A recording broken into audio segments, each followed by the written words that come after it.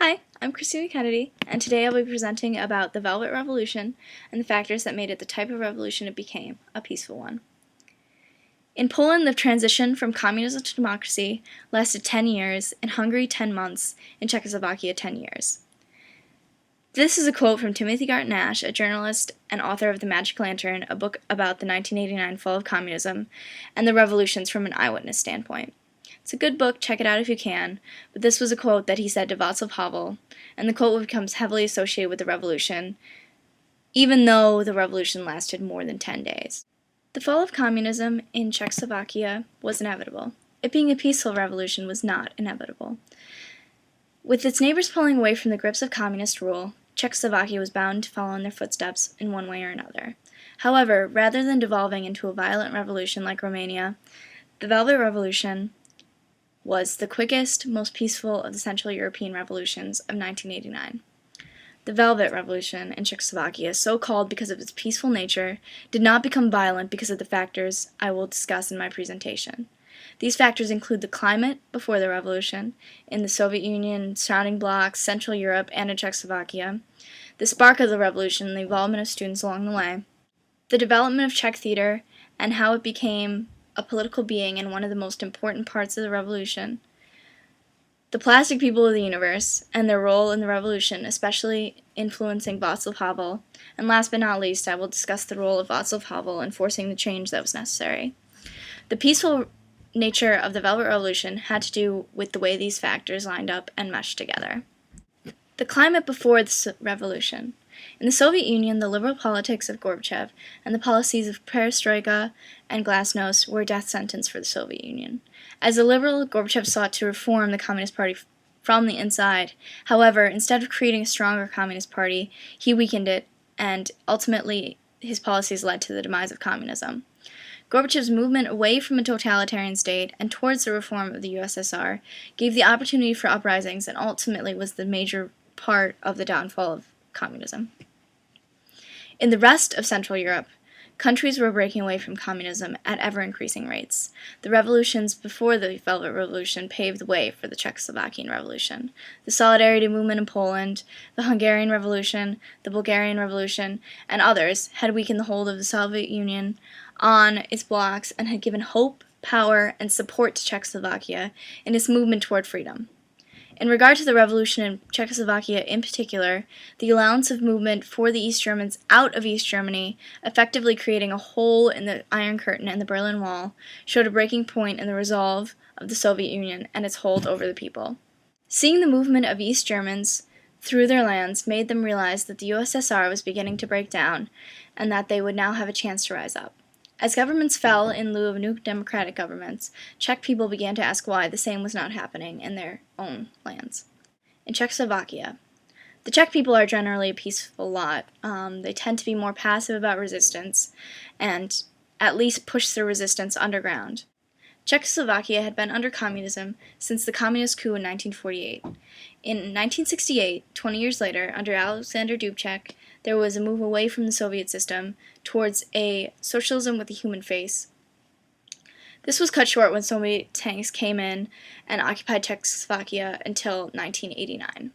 In this time, normalization occurred. It was an attempt to bring everything back to where it was before the socialism with a human face and all the reforms. This is the climate in which the Velvet Revolution began. The players involved. The students started it. Students held a protest in Wenceslas Square on November 17th for Jan Opletal, a student killed by the Nazis, which concluded with a violent suppression of this protest by the riot police. This caused supreme uproar in the Czech community, who in the following days came out in droves to support the cause for independence. As is often the case with revolutions, young people were heavily involved for a variety of reasons. Their lack of responsibility, their lack of families, lack of steady, stable job, their easy manipulation, or at least easier because of their lack of life experience and because of the genuine desire to make the world a better place. Workers also jumped in and worked together to fight for these problems, especially regarding the November 21st to November 27th strikes, which grew exponentially day after day. The government could likely have quelled the student protests if not for the addition of the worker protests. Theater as a part of the revolution. I believe that theater held a very important part to this revolution in a variety of ways, in most ways. It was in every part of the revolution, the people, the locations, the inspirations, but I will start with a history of Czech theater, a quick history. The Czech people have long had a difficult time trying to create and maintain their own identity. Theater became an outlet where they could do that, where they could promote Czech culture, legend, and language, especially under the Austro-Hungarian Empire, where a lot of that disappeared. More recently, after the Prague Spring in 1968, the government kept a far closer eye on what everyone was doing, on everything that was going on. They policed the papers. They had a lot of censorship going on. So what had happened was artists and playwrights and bands had to go behind the scenes and elude the censors. In this, alternative theater sprung up.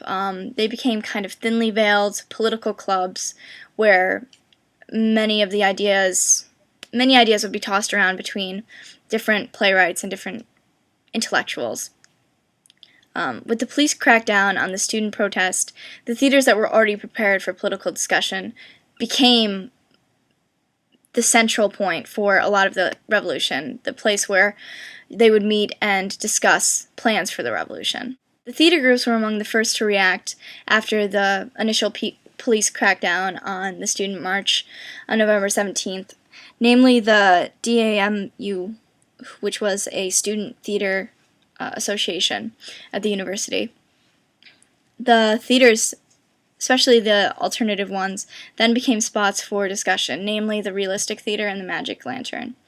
This quote comes from an article setting the stage for the revolution, the efficacy of Czech theater from 1975 to 1989.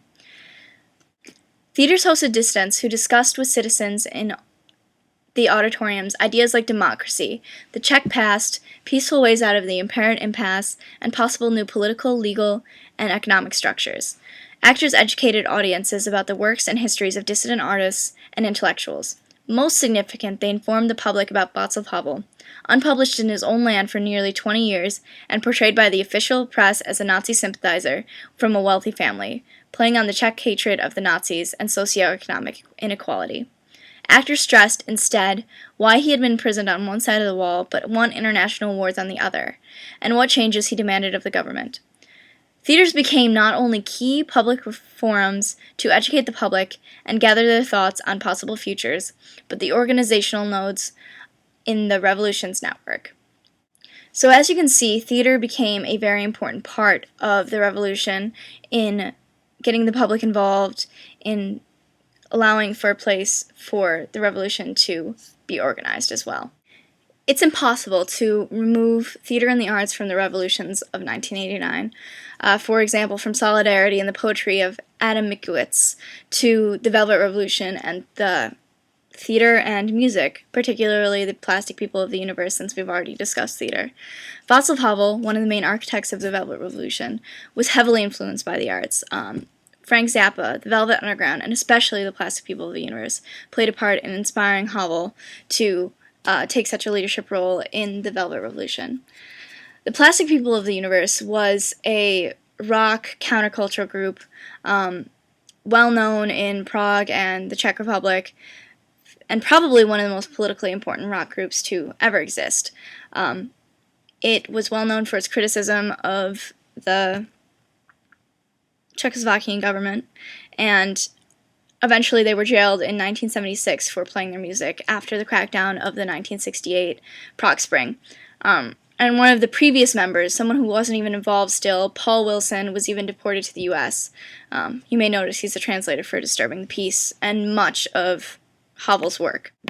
Havel's open letter to Husek and Charter 77 were a result of this arrest. Therefore, I think it's vitally important to the revolution, seeing as so much came out of Charter 77. This is a quote from Paul Wilson that we just discussed, one of the previous members, to a Czech radio station talking about Havel. And it was up to writers to stop living this protected existence and start defending these people, like the Plastic People and other bands, who were being repressed with no protection whatsoever. So in that sort of spirit and that observation led to the creation of Charter 77, which involved members of the underground signing it, and people from the literary and philosophical communities all signing this document. What was significant was that the Plastic People of the universe were the catalyst that brought these events together. I'm not saying that there wouldn't have been a human rights movement in Czechoslovakia without the plastics, but they became the first sort of cause célèbre.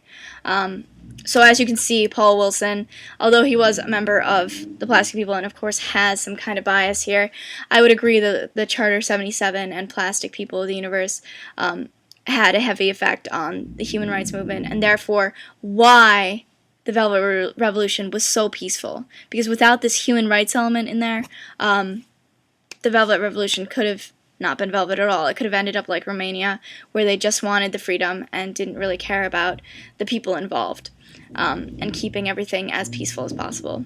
Now, Václav Havel himself became obviously the leader of the revolution and became an absolutely vital part of the revolution. Decisions made in the Magic Lantern were centered around him, according to Timothy Garton Ash, and his work in the Samizdat movement, his work on his plays, his inspiration to others to follow his moral code was especially important in the revolution and keeping it peaceful. So I have some additional quotes by Havel here that really show his character. So one is, "The real test of man is not how well he plays the role he has invented for himself, but how well he plays the role that has been invented for him." Now this is obviously important because he was thrust into a political role when he was a playwright, albeit a political playwright, but still he took on this role that was required of him and did it with a sort of poise and ease that befits someone who should be an inspiration to all of us. Another one, "As always, I will be upset by all the expectations, many of which are out of proportion and even foolish, that I'm burdened with, and all the roles from the representative to the Good Samaritan that are prescribed to me. I will continue to revolt against them and reclaim my right to peace, and I will ultimately carry out all these tasks and even find sincere delight in doing so. I'll survive and be there, causing disruption wherever necessary." To wrap up, all these factors that led to the peaceful creation of the Velvet Revolution, I don't think could have happened. A Velvet Revolution can't be replicated, as I've seen, as I've been researching this. That's the agreement among political scientists and whatnot. But I do think that these are important aspects that could be used in other revolutions. Maybe not recreated, but the use of theater. As we've seen, many people use music and theater to create political change. For example, Lady Gaga, a silly example, but her Be Who You Are campaign, that kind of stuff, really makes an effect because they are in such a light to the public. The use of students in revolutions, that's something that's very common. It happens in almost every revolution for the reasons that I stated earlier. And also, use of peace.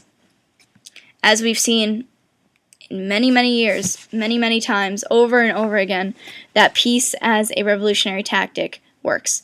It won't work 100% of the time, but it's also an admirable way to create a revolution. And the reason why this revolution was so peaceful compared to the Romanian one or any of the other revolutions was because of Václav Havel and the students and the theater, not only the morals that the theater prescribes, but also the fact that there was a base where they could plan and create a plan rather than having it be a mass of violence. And just in general, the Czech people and their passive nature. So these are the reasons that I believe the Velvet Revolution was peaceful, and I found it to be a very interesting study, to study the Velvet Revolution. One of my heroes, Václav Havel. So thank you for listening, and I hope you enjoyed it. Okay, thank you.